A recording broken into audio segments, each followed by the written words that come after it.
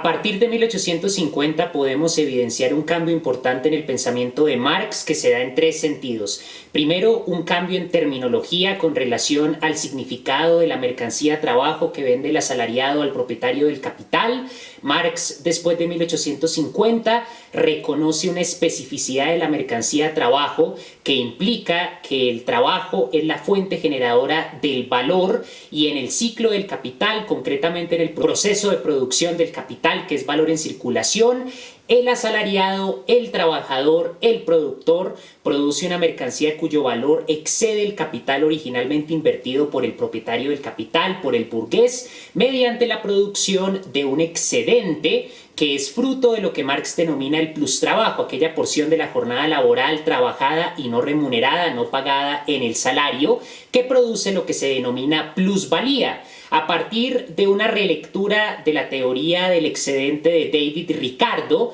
desde 1850 Marx desarrolla su teoría de la plusvalía. El segundo punto en el que cambia el pensamiento de Marx con relación a los escritos del llamado joven Marx, como los manuscritos económico-filosóficos de 1844, la Sagrada Familia, el Manifiesto Comunista, es que Marx cambia de enfoque, ya no parte en su análisis económico del mecanismo del mercado regido por la oferta y la demanda, sino que ahora Marx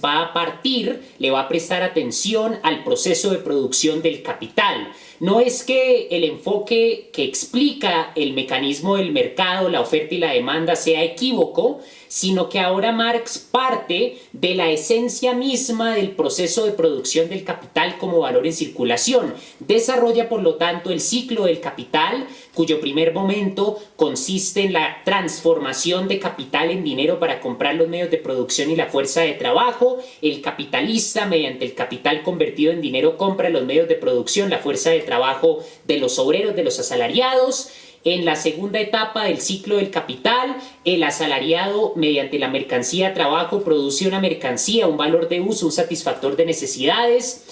que tiene un valor al comercializarse mayor al salario que se le paga al productor. Entonces, en una fábrica, un productor puede, por ejemplo, trabajar 8 horas. En esas 8 horas se le pagan 50,000 pesos y en esas 8 horas produce una mercancía que se vende en el mercado por 200,000 pesos. Si restamos lo que el capitalista invierte comprando los medios de producción y vemos la diferencia entre lo que se le paga al productor, al proletario, y el valor que tiene el producto que fabrica en su jornada laboral, vemos una diferencia empíricamente demostrable que implica el plusvalor, un valor excedente, no pagado, no devuelto, no remunerado, por lo tanto, en el salario que recibe el productor. En el tercer momento del ciclo del capital, esa mercancía cuyo valor excede el capital originalmente invertido por el propietario del capital, por el capitalista, mediante la transformación de valor en precio, se comercializa en un mercado regido por la competencia entre capitales y donde funciona el mecanismo del mercado, es decir, la oferta y la demanda. El Marx juvenil, el Marx de los manuscritos económico-filosóficos, el Marx que a partir de la lectura del artículo de Engels sobre esbozo de una crítica a la economía política, parte del mecanismo del mercado, va a cambiar sus postulados a partir de 1850 para llegar a describir el mecanismo del mercado, pero partiendo ahora del proceso de producción del capital. Es decir, añade una capa de complejidad y de profundidad al análisis del capitalismo. No es que el análisis del mercado por sí solo sea equivocado, sino que es superficial, porque, y esto ocurre con muchos economistas actualmente, la mayoría analizan los mecanismos de oferta y demanda, la inflación, parten del mercado pero olvidan el proceso de producción del capital, olvidan la explotación, olvidan la plusvalía, olvidan el ciclo del capital como valor en circulación. El último cambio que menciona Martín Nicolaus en su escrito hacia un Marx desconocido que evidenciamos en el pensamiento de Marx a partir de 1850 tiene que ver con una revaloración de la teoría del excedente de David Ricardo que le va a permitir a Marx desarrollar su teoría de la plusvalía. Estos tres elementos nos permiten dar una enorme importancia a las obras de economía política que produce Marx desde sus 25 cuadernos en Londres, pasando por los Grundrisse, que fueron escritos de 1857 a 1858, pasando a la contribución a la crítica de la economía política, que data de 1858 a 1859, pasando por los manuscritos de 1861 a 1863, hasta llegar, después de 4 redacciones, al primer tomo del Capital, publicado en 1867. Estas obras de Marx constituyen el corazón del materialismo histórico aplicado a la comprensión del modo de producción capitalista.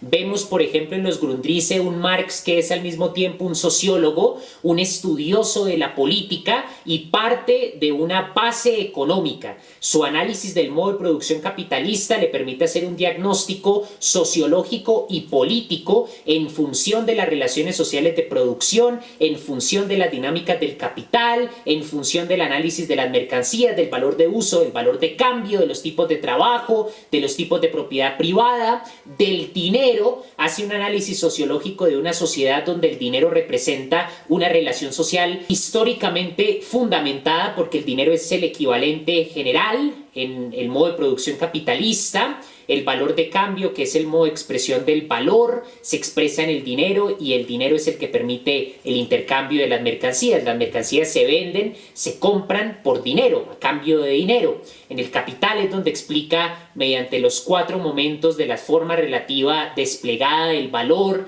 la forma relativa general del valor y la forma del equivalente general, partiendo de la forma relativa simple o singular del valor, que implica el intercambio de 2 mercancías, una de las cuales asume la forma relativa y proyecta su valor en la otra mercancía, que asume la forma de equivalente. Marx entonces entiende el dinero como el equivalente general, y en los Grundrisse ya fundamenta una teoría del dinero con implicaciones sociológicas.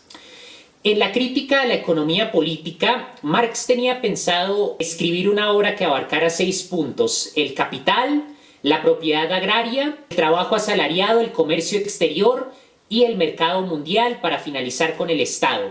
Tenía pensado una obra que abarcara esos 6 puntos, pero solamente alcanzó a escribir, y de manera incompleta, el primer punto que tenía proyectado en el prefacio a la contribución a la crítica a la economía política, de manera que en esta obra solo se publicaron 2 capítulos, el capítulo sobre la mercancía y el capítulo sobre el capital en circulación, o la circulación del capital. El Capital, desde luego, la obra magna de Marx, no fue completada y tuvo que ser publicada póstumamente, no fue completada por Marx, de manera que cuando se le preguntó a Marx 3 años antes de morir, en 1880, sobre una eventual publicación de todas sus obras, Marx respondió secamente: primero había que escribirlas. Sin embargo, pese al carácter inconcluso de las principales obras de economía política de Marx, encontramos, mediante un análisis de los Grundrisse, de la contribución a la crítica de la economía política y desde luego del Capital, también remontándonos a obras anteriores como La miseria de la filosofía,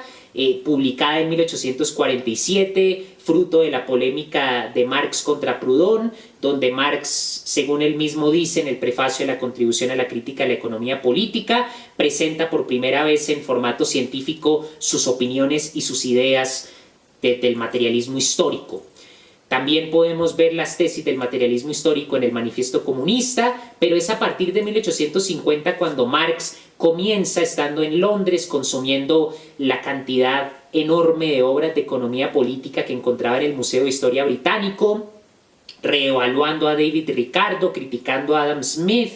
desarrollando sus ideas sobre un capitalismo desarrollado hasta el paroxismo, como lo presenta en los Grundrisse, y por lo tanto encontramos el corazón del pensamiento de Marx en el Marx maduro, en el Marx de la crítica a la economía política, que no es un economista únicamente, sino es un verdadero filósofo social, en la medida en la que su pensamiento alcanza a abarcar muchas dimensiones y muchas disciplinas.